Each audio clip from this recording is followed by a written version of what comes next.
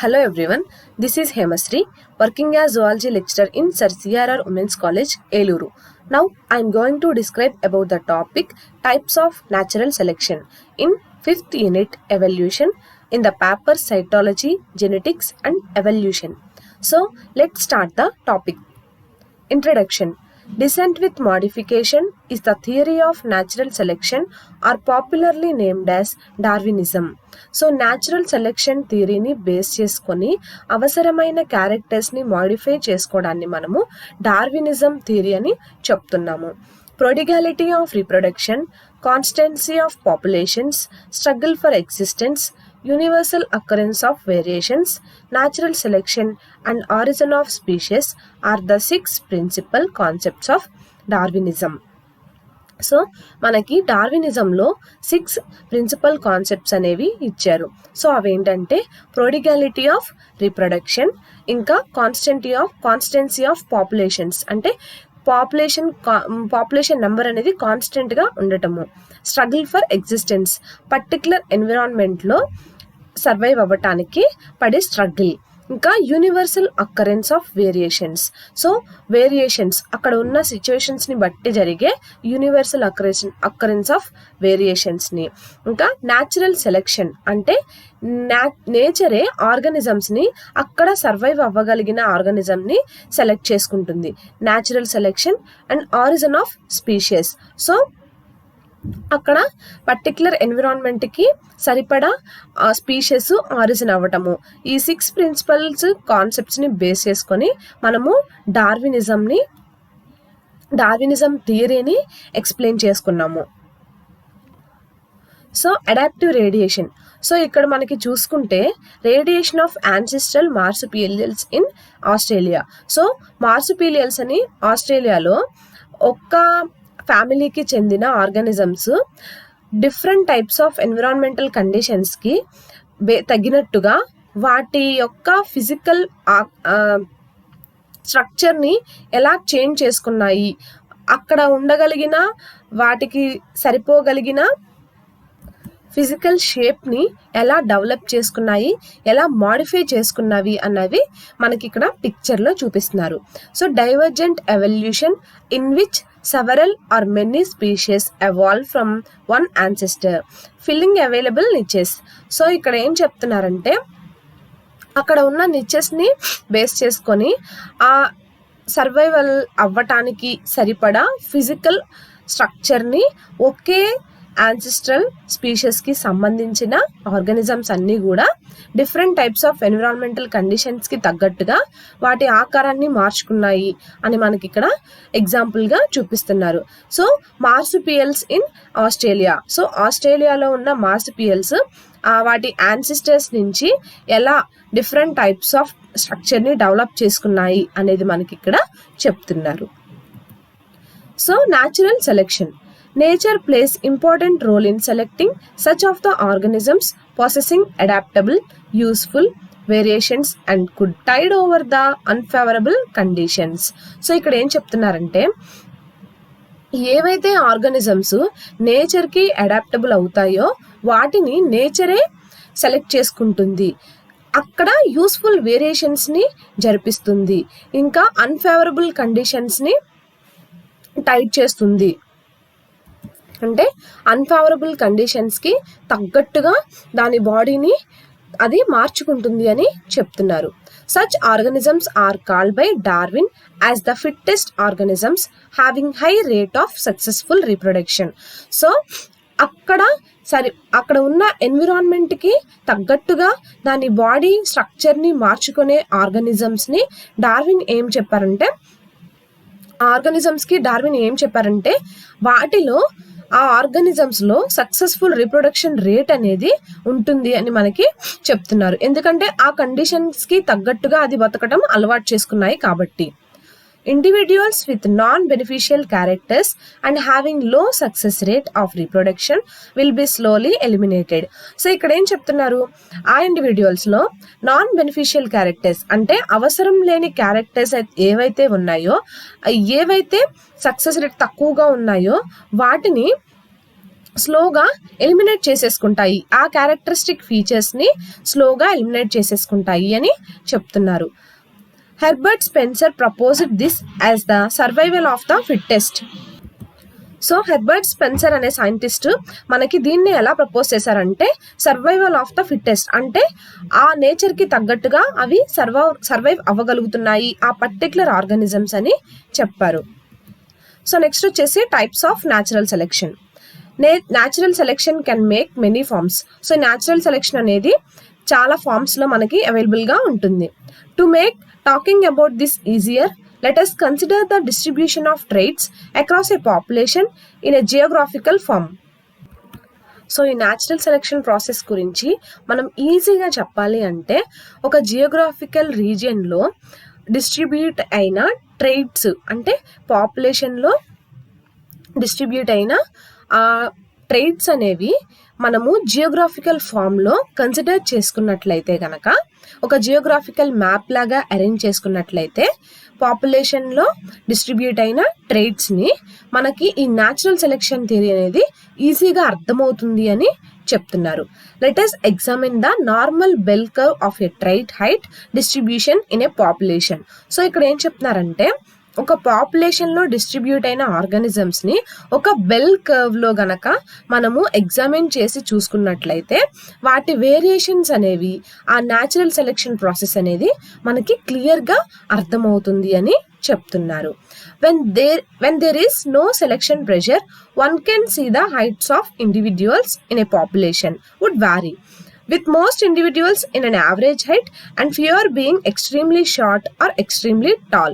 So ఇక్కడ ఏం చెప్తున్నారంటే మనము బెల్ కర్వ్ అనేది ఎలా అరేంజ్ చేసుకోవాలంటే ఒక పర్టిక్యులర్ ఎన్విరాన్మెంట్లో ఉండే ప్రెజెంట్ అయి ఉన్న ఈ స్పీషీస్ అనేవి అక్కడ ఆ సిచ్యువేషన్స్కి అడాప్ట్ అయ్యి వాటికి నివసించడానికి ఇంకా ఫుడ్కి ఎటువంటి ఆటంకాలు ఇబ్బందులు లేనట్లయితే వాటి నెంబర్ అనేది ఇంక్రీజ్ అవుతూ ఉంటుంది. సో ఆ కండిషన్స్ ఎప్పటి వరకు ఉంటాయో ఆ కండిషన్ అనేది ఆ ట్రైట్ అనేది అలాగే మెయింటైన్ అవుతూ ఉంటుంది, వాటి నెంబర్ ఇంక్రీజ్ అవుతూ ఉంటుంది. ఎప్పుడైతే ఆ ఫేవరబుల్ కండిషన్స్ అన్నీ అన్ఫేవరబుల్ కండిషన్స్గా చేంజ్ అవుతాయో సో అప్పుడు వెంటనే ఏమవుతుంది, మళ్ళీ ఆ కండిషన్స్కి తట్టుకోలేక ఆ స్పీషీస్ నెంబర్ అనేది డిక్రీజ్ అయిపోతూ ఉంటుంది. సో ట్రైట్స్ అనేవి డిక్రీజ్ అయిపోతూ ఉంటాయి అన్నమాట. However, when selection pressure act on a trait, this distribution can be altered. So ఈ సెలెక్షన్ ప్రెషర్ అనేది ఈ ట్రైట్ మీద డిపెండ్ అయి ఉంటుందని మనకి చెప్తున్నారు. సో ఈ డిస్ట్రిబ్యూషన్ అనేది ఆల్టర్డ్ అంటే మారచ్చు, అంటే స్పీషీస్ నెంబరు ఎన్విరాన్మెంటరీ కండిషన్స్ని బేస్ చేసుకొని పెరగచ్చు తగ్గొచ్చు అని చెప్తున్నారు. సో ఇక్కడ మనము ఈ పిక్చర్లో చూసుకున్నట్లయితే ఇక్కడ మనకి ఫ్రీక్వెన్సీ ఆఫ్ ఇండివిడ్యువల్స్ మనకి కనిపిస్తున్నాయి. సో బిస్టన్ బిథిలేరియాలో టిప్పెడ్ మోత్స్ గురించి మనం చదువుకున్నాం కదా. సో ఇక్కడ ఈ ఫస్ట్ డయాగ్రామ్లో మనకి చూపిస్తున్నారు. ఫస్ట్ మనకి ఎక్కువగా అక్కడ గ్రే కలర్ మాత్స్ అనేవి ఉండేవి. సో ఈ గ్రే కలర్ మాత్స్ నెంబర్ అనేది ఎక్కువగా ఉండేది, ఎందుకంటే అక్కడ అప్పుడు ఇండస్ట్రియల్ పొల్యూషన్ అనేది లేదు కాబట్టి. సో ఈ grey colour moths number increase అయింది. సో ఫస్ట్ ఏం చేశారు, గ్రే కలర్ మాత్స్ని బ్లాక్ కలర్ మాత్స్ని ఈక్వల్గా డిస్ట్రిబ్యూట్ చేస్తే గ్రే కలర్ మాత్స్ నెంబర్ అనేది పెరిగింది, బ్లాక్ కలర్ మాత్స్ అనే నెంబర్ తగ్గింది. సో స్లోగా అలా ఆ గ్రే కలర్ మాత్స్ నెంబర్ అనేది పెరుగుతూ వచ్చింది. తర్వాత ఏం జరిగింది, ఇండస్ట్రియలైజేషన్ ఎప్పుడైతే స్టార్ట్ అయిందో అప్పుడు అక్కడ ఆ పొల్యూషన్ అనేది ట్రీస్ యొక్క బార్క్స్కి వచ్చి ఉండటం వల్ల, సో అక్కడ డార్క్గా ఉండటం వల్ల ఆ గ్రే కలర్ మాత్స్ అనేవి ప్రిడేటర్స్కి ఎక్స్పోజ్ అవడం వల్ల సో అక్కడ గ్రే కలర్ మాత్స్ అనేవి ఎక్కువగా survive అవ్వలేకపోయాయి.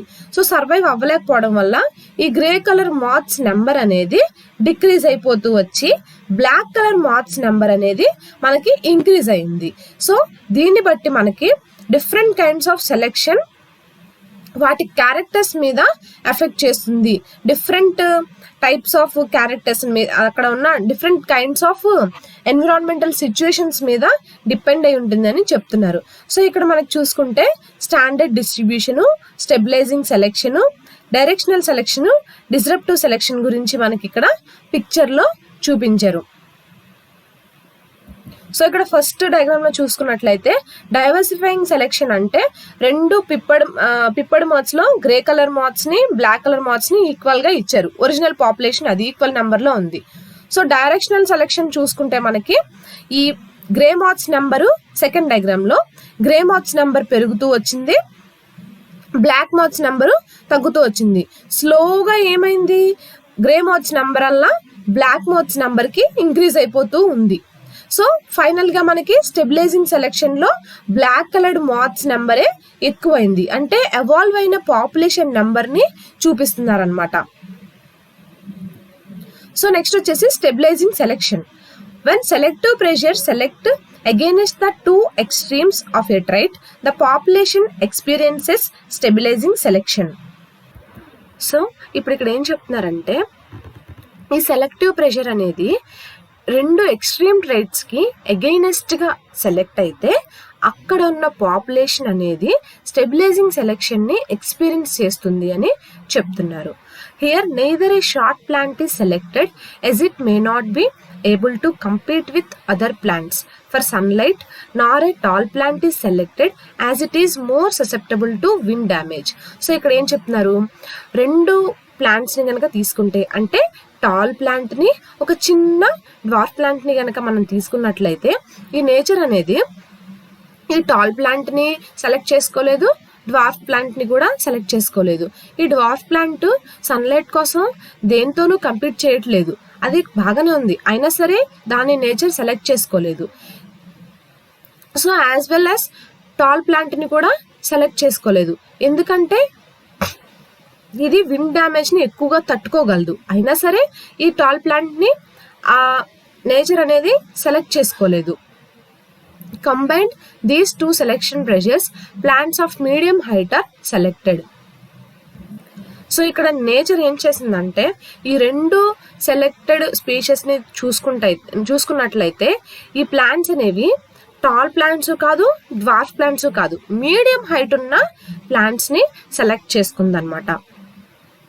So hence the population with medium height will be increased while the number of short and tall plants will decrease. So ఇక్కడ ఏం చెప్తున్నారు, మీడియం హైట్ ఉన్న ప్లాంట్స్ అనేవి నెంబర్ ఇంక్రీజ్ చేసుకున్నాయి, so short plants కన్నా కూడా ఎక్కువ నెంబర్ లో ఉన్నాయి. సో టాల్ ప్లాంట్స్ కూడా తగ్గిపోయింది అనమాట వాటి నెంబరు. సో నేచర్ ఏం చేసిందంటే అక్కడున్న కండిషన్స్ ని బట్టి టాల్ ప్లాంట్స్ ని సెలెక్ట్ చేసుకోలేదు, డ్వార్ఫ్ ప్లాంట్స్ ని కూడా సెలెక్ట్ చేసుకోలేదు. ఈ డ్వార్ఫ్ ప్లాంట్స్ వేరే దాంతో కంపీట్ చేయగలిగే అవసరం లేకపోయినా సరే ఆ షార్ట్ ప్లాంట్స్ ని సెలెక్ట్ చేసుకోలేదు. టాల్ ప్లాంట్స్ విండ్ డ్యామేజ్ ని తట్టుకోగలిగిన ఆ టాల్ ప్లాంట్స్ ని సెలెక్ట్ చేసుకోలేదు. అక్కడ వాతావరణానికి తగ్గట్టు మీడియం హైట్ ప్లాంట్స్ ని సెలెక్ట్ చేసుకుంది నేచర్. సో నెక్స్ట్ చూసుకుంటే directional selection. Here one extreme of the trait experiences selection pressure against the other. So ఇక్కడ డైరెక్షనల్ సెలెక్షన్ అంటే ఏం చెప్తున్నారంటే ఒక ఎక్స్ట్రీమ్ కండిషన్స్ లో ఆ ట్రైట్ అనేది సెలెక్షన్ ప్రెషర్ ఎక్స్పీరియన్స్ చేయాల్సి వచ్చింది, అంటే అక్కడ దానికి తగ్గట్టుగా అది వేరే ట్రైట్ లోకి మారిపోవాల్సి వచ్చింది, తప్పనిసరిగా మారాల్సిన సిచ్యువేషన్ అనేది ఆ ట్రైట్ కి వచ్చింది. The result is that the distribution of the population with one particular trait shifts towards the other extreme. So ఇక్కడ ఏం జరిగిందంటే పాపులేషన్ లో ఆ స్పీషీస్ అనేది ఏం జరిగిందంటే పర్టికులర్ ట్రైట్ అనేది అదర్ ఎక్స్ట్రీమ్ ట్రైట్ కి షిఫ్ట్ అయ్యి డిస్ట్రిబ్యూషన్ చేసుకోవాల్సి వచ్చింది అనమాట. In the case of such selection the mean of the population graph shifts. Take the example of giraffe necks. So ఇక్కడ ఏం చెప్తున్నారంటే ఈ సెలెక్షన్ ప్రాసెస్ లో దానికి అవసరమైన కండిషన్ ని డెవలప్ చేసుకోవాలి కాబట్టి మనకి బెస్ట్ ఎగ్జాంపుల్ గా జిరాఫీ నెక్స్ ని చెప్పారనమాట. So here the selection pressure is against short necks since individuals with short necks could not reach as many levels on which they feed. So ఇక్కడ ఏం చెప్తున్నారు, ఈ సెలెక్షన్ ప్రెషర్ అనేది short necks ఉన్న giraffes మీద ఎక్కువగా జరిగింది. సో అలా జరగటం వల్ల ఏమైందంటే షార్ట్ నెక్స్ ఉన్న జిరాఫీస్ అనేవి ఎక్కువ కాలం సర్వైవ్ అవ్వలేక చాలా లెవెల్స్ వరకు ట్రై చేసి అవి వాటికి దొరికిన ఫుడ్ ని తీసుకున్నా కానీ అవి ఆ షార్ట్ నెక్స్ ఉన్న జిరాఫీస్ అనేవి సర్వైవ్ అవ్వలేకపోయాయి. సో సర్వైవ్ అవ్వలేకపోవడం వల్ల అవి లాంగ్ నెక్ జిరాఫీస్గా రూపాంతరం జరగటం మనం చూసాము. So as a result the distribution of neck length shifted to favour individuals with long necks. So అక్కడ ఉన్న ఎన్వైర్న్మెంట్ కండిషన్స్ని బట్టి కానీ ఫుడ్ అవైలబిలిటీని బట్టి కానీ ఈ షార్ట్ నెక్డ్ జిరాఫీస్ అనేవి లాంగ్ నెక్డ్ జిరాఫీస్గా అంటే ఫేవరబుల్ ఇండివిడ్యువల్స్గా మారిపోవడం అనేది జరిగింది. సో ఈ డైరెక్షనల్ సెలెక్షన్లో ఈ అవసరం లేని ఫీచర్స్ నుండి ఫేవరబుల్గా ఉండే ఫీచర్స్కి ఈ స్పీషీస్ అనేది రీచ్ అవ్వటం అనేది మనం ఇక్కడ చూసాము. సో నెక్స్ట్ వచ్చేసి డిస్రప్టివ్ సెలెక్షన్. సో ఇక్కడ డిస్రప్టివ్ సెలెక్షన్లో ఏం జరుగుతుందంటే ఈ సెలెక్షన్ ప్రెషర్ అనేది middle of the trait distribution మీద అగైనెస్ట్గా ఉంటుందన్నమాట. So the result is a bimodal or two peaked curve in the which the two extremes of the curve create their own smaller curves. So ఇక్కడ ఏం జరుగుతుందంటే middle trait మీద ఈ selection pressure అనేది ఉండటం వల్ల ఈ మిడిల్ కర్వ్ అనేది డిక్రీజ్ అయిపోతుంది అనమాట. సో ఈ మిడిల్ కర్వ్ డిక్రీజ్ అయిపోవడం వల్ల ఫస్ట్ కర్వ్ లాస్ట్ కర్వ్ అనేది పీక్ స్టేజ్కి వెళ్ళిపోతాయి అనమాట. For example, imagine a plant of extremely variable height is pollinated by 3 different pollinators. So ఎగ్జాంపుల్గా ఏం చెప్తున్నారంటే ఒక వేరియబుల్ హైట్స్ ఉన్న ప్లాంట్స్ని తీసుకుంటే కనుక అంటే 3 హైట్స్ ఉన్న plants, short plants, middle plants అంటే మిడిల్ హైట్ ఉన్న ప్లాంట్స్, షార్ట్ హైట్ ఉన్న ప్లాంట్స్, టాల్ హైట్ ఉన్న ప్లాంట్స్ని కనుక మనం తీసుకున్నట్లయితే ఈ 3 టైప్స్ ఆఫ్ ప్లాంట్స్ కూడా 3 డిఫరెంట్ టైప్స్ ఆఫ్ పాలినేటర్స్తో పాలినేషన్ జరుగుతుంది అనమాట. So one was attracted to short plants, another preferred plants of medium height and third favourable only the tallest plants.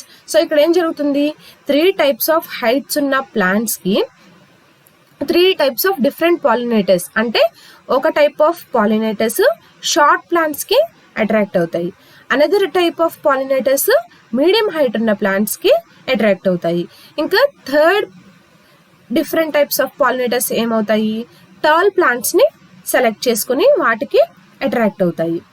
Think that the pollinator that preferred medium height plants disappeared from that area. So ఒకవేళ pollinators select చేసుకున్న medium height plants కనుక ఆ ఏరియాలోంచి disappear అయితే ఏం జరుగుతుంది, then the population would tend towards both short and tall but not medium height plants. So ఆ population ఏం జరుగుతుంది, మీడియం హైట్ని ప్లాంట్స్ని ప్రిఫర్ చేసుకున్న పాలినేటర్స్ అనేవి టాల్ ప్లాంట్స్కి షార్ట్ ప్లాంట్స్కి అడాప్ట్ అవ్వడం నేర్చుకోవాల్సి వస్తుంది. సో అప్పుడు ఆ పాపులేషన్ ఏం జరుగుతుందంటే షార్ట్ ప్లాంట్స్కి తగ్గట్టుగా టాల్ ప్లాంట్స్కి తగ్గట్టుగా అడాప్టేషన్స్ చేసుకుని చేంజ్ అయిపోతాయి అనమాట. Such a population in which multiple distinct forms exist is said to be polymorphic. So ఇక్కడ ఈ రకమైన పాపులేషన్ మల్టిపుల్ చేంజెస్ చేసుకొని ఒక డిస్టింక్ట్ ఫామ్లో ఎగ్జిస్ట్ అవటాన్ని మనము పాలిమార్ఫిజం అంటాము. సో ఇవి అడాప్టేషన్స్ చేసుకొని టాల్ ప్లాంట్స్కి షార్ట్ ప్లాంట్స్కి తగ్గట్టుగా వాటి ఫీచర్స్ని అడాప్ట్ చేసుకొని మల్టిపుల్ ఫామ్స్లో డిస్టింక్షన్స్ చేసుకుంటాయి అనమాట. సో దీన్నే మనము పాలిమార్ఫిక్ అని అంటాము. So this is all about types of natural selection. Thank you.